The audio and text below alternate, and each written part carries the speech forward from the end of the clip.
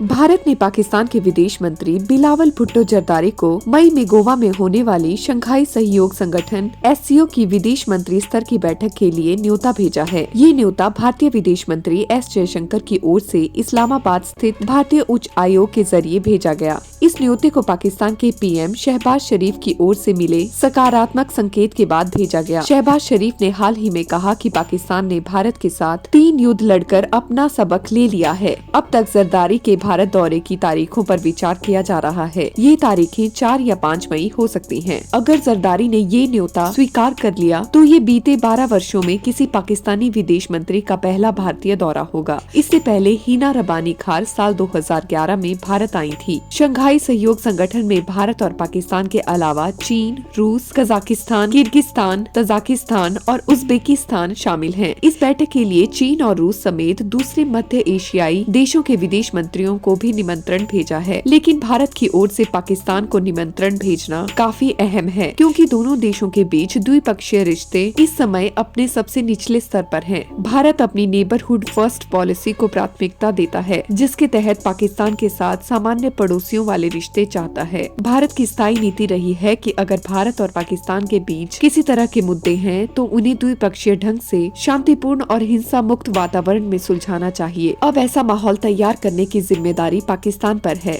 भारत अपनी राष्ट्रीय सुरक्षा से जुड़े मुद्दों पर समझौता नहीं करेगा और भारत की सुरक्षा और क्षेत्रीय अखंडता को नकारात्मक रूप से प्रभावित करने के प्रयासों से निपटने के लिए सख्त और निर्णायक कदम उठाएगा। बीते 8 सालों में भारत और पाकिस्तान के बीच द्विपक्षीय रिश्ते बेहद खराब हो गए हैं। इससे पहले साल 2015 में सुषमा स्वराज के विदेश मंत्री रहते हुए भारत की ओर से तत्कालीन पाकिस्तानी विदेश मंत्री सरताज अजीज को न्योता भेजा गया था, लेकिन हुर्रियत नेताओं से संभावित मुलाकात पर विवाद खड़ा होने की वजह से ये दौरा टल गया। पाकिस्तान के मौजूदा विदेश मंत्री बिलावल भुट्टो जरदारी ने हाल ही में भारतीय प्रधानमंत्री नरेंद्र मोदी के लिए गुजरात का कसाई जैसे गंदे शब्दों का इस्तेमाल किया था। इसके बाद भारत की ओर से इस बयान पर कड़ी आपत्ति भी दर्ज कराई गई थी।